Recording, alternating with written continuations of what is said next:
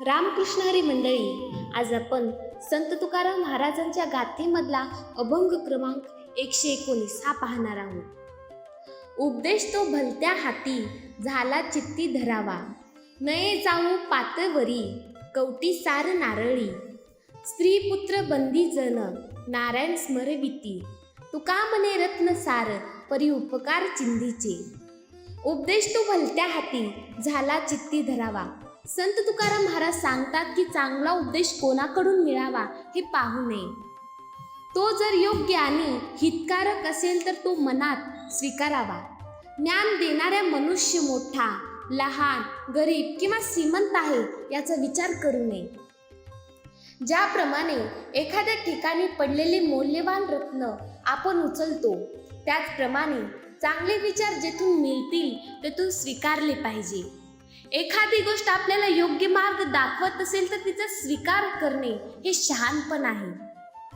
अनेक वेळा मनुष्य उपदेश देणाऱ्या व्यक्तींचा विचार करतो आणि त्यांच्या शब्दाकडे दुर्लक्ष करतो.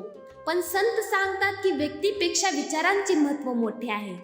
सत्य, चांगुलपणा आणि भक्तीचा मार्ग दाखवणारा उपदेश नेहमी मनात ठेवावा. नये जाऊ पात्रवरी, कवटी सार नारळी. या ओळीत तुकाराम महाराज एक सुंदर उदाहरण देतात. नारळ बाहेरून पाहिला तर त्याचे कवच कठीण आणि साधे दिसते, पण त्याच्या आत गोड पाणी आणि चवदार खोबरे असते. जर आपण फक्त बाहेरचे रूप पाहिले तर नारळाचे खरे मूल्य कळणार नाही. त्याचप्रमाणे एखाद्या व्यक्तीचे बाह्य रूप, त्यांची स्थिती किंवा त्यांचा दर्जा पाहून त्यांचे ज्ञान कमी लेखू नये. एखादा साधा दिसणारा मनुष्यही खूप मौल्यवान विचार सांगू शकतो. पात्रावरी जाऊ नये म्हणजे फक्त कोण सांगत आहे यावर लक्ष न देता काय सांगितले आहे याचा विचार करावा. ज्ञानाचे मूल्य त्यांच्या सत्तेतच असते, सांगणाऱ्या व्यक्तींच्या बाह्य रूपात नसते.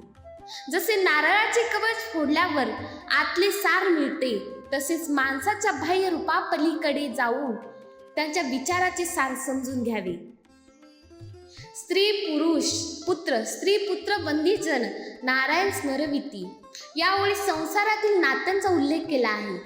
मनुष्य संसारात अनेक संबंधांमध्ये अडकलेला आहे. पत्नी, मुले, मित्र, नातेवाईक, सेवक इत्यादी. अनेक वेळा हे संबंध मनुष्याला ईश्वरापासून दूर नेतात असे वाटते.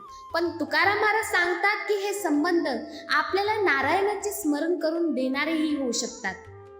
जर आपण संसारातील कर्तव्य करताना देवाचे स्मरण ठेवले तर संसार अडथळा राहत नाही. प्रेम, जबाबदारी आणि सेवा यामधूनही भक्ती करता येते. पत्नी, पुत्र किंवा इतर लोक हे केवळ बंधन नसून तर आपल्याला चांगुलपणा, प्रेम आणि ईश्वर भक्तीची आठवण करून देणारे माध्यम बनू शकतात. प्रत्येक नात्यात परमेश्वराचा अंश पाहिला तर जीवन अधिक पवित्र होते. तुकाराम महाराज येथे म्हणतात, तुका म्हणे रत्न सार, परी उपकार चिंधीचे. खरे ज्ञान हे रत्नासारखे मौल्यवान असते, पण हे रत्न मिळवण्यासाठी कधी कधी अगदी छोट्या गोष्टीचाही मोठा उपयोग होतो. चिंधी म्हणजे एक साधा तुकडा, कापडाचा एक साधा तुकडा.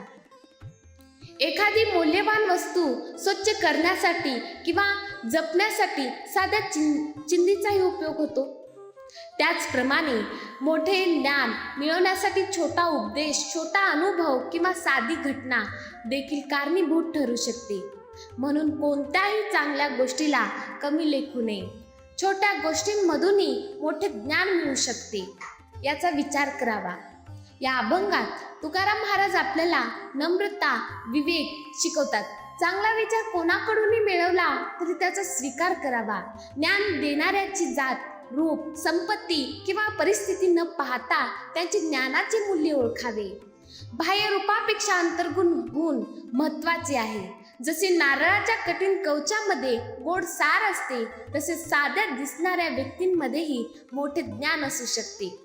संसार सोडूनच भक्ती करावी असे नाही. संसारातील प्रत्येक नाते आणि प्रत्येक काम देवाच्या स्मरणाने केले तर तेही भक्तीचे रूप घेते. तुकाराम महाराज सांगतात की जीवनात मिळणाऱ्या छोट्या छोट्या अनुभवाकडे दुर्लक्ष करू नये. कधी कधी छोटी गोष्टी आपल्याला मोठे सत्य शिकवते.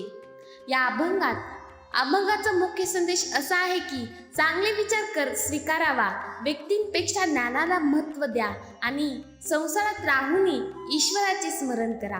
रामकृष्ण हरी.